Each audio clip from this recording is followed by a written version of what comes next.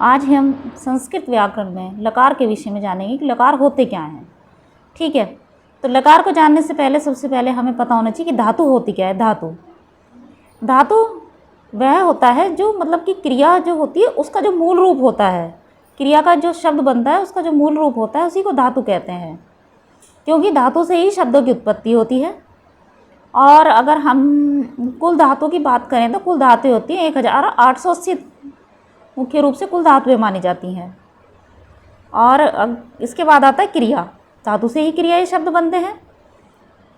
तो क्रिया का मतलब होता है जिस शब्द से किसी कार्य को करना या मतलब होना पाया जाता है उसे ही क्रिया कहते हैं। जैसे अगर बात करें पठती पढ़ता है, अगच्छत गया था, मतलब भूतकाल की बात हो रही है, तो ये इसमें क्रिया की बात होती है।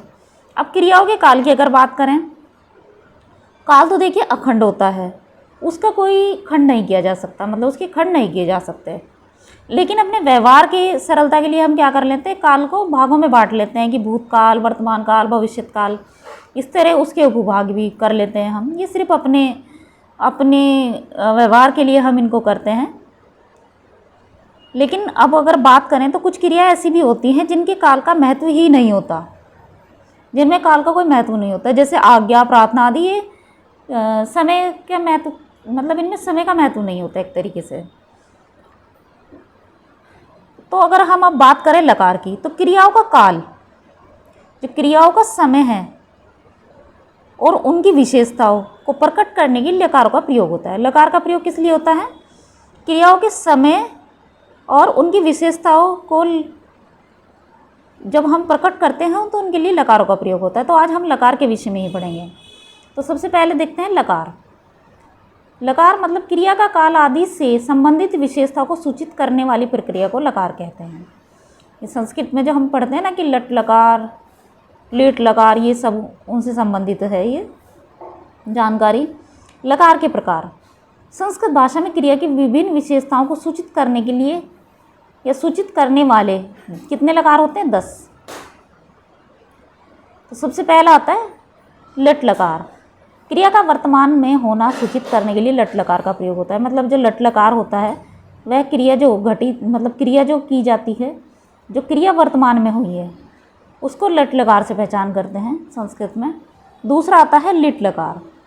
लिट लकार का मतलब है क्रिया का परोक्ष भूत काल, अर्थात बहुत प्राचीन में होना। लिट लकार मतलब बहुत समय पहले जब कोई काम हुआ है तो वह लिट लकार से संबोधित किया जाता है। उसके बाद आता है लुट लकार। आज के पश्चात भविष्यत काल में क्रिया का होना सूचित करने के लिए, मतलब कि जो आज है उसके बाद जो क्रिया होनी है उसको सूचित करने के लिए लकार का प्रयोग किया जाता है। अब आता है लिट लकार। आज ही अब के पश्चात के काल में क्रिया का होना सूचित करने के लिए लिट लकार के रूप में प्रयोग किया जाता है। अब आता है लेट लकार। इस लकार का प्रयोग केवल वेद में होता है। ठीक है।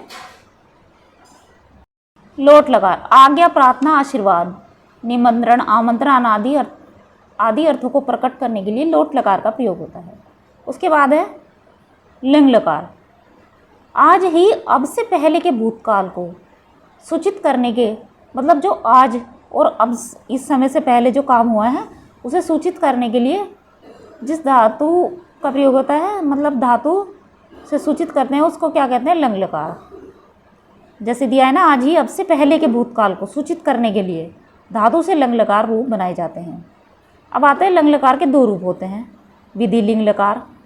विधि, प्रेरणा, निमंत्रण, आमंत्रण, संप्रश्न तथा प्रार्थना आदि अर्थों को सूचित करने के लिए विधि लिंग लकार रूपों का प्रयोग किया जाता है। ये विधि लिंग लकार का है।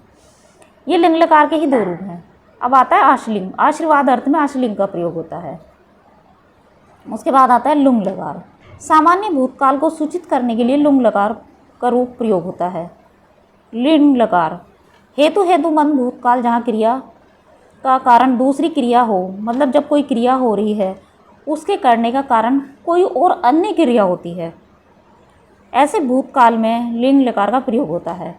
मतलब है भूतकाल में लेकिन उस क्रिया का कारण कोई अन्य क्रिया है।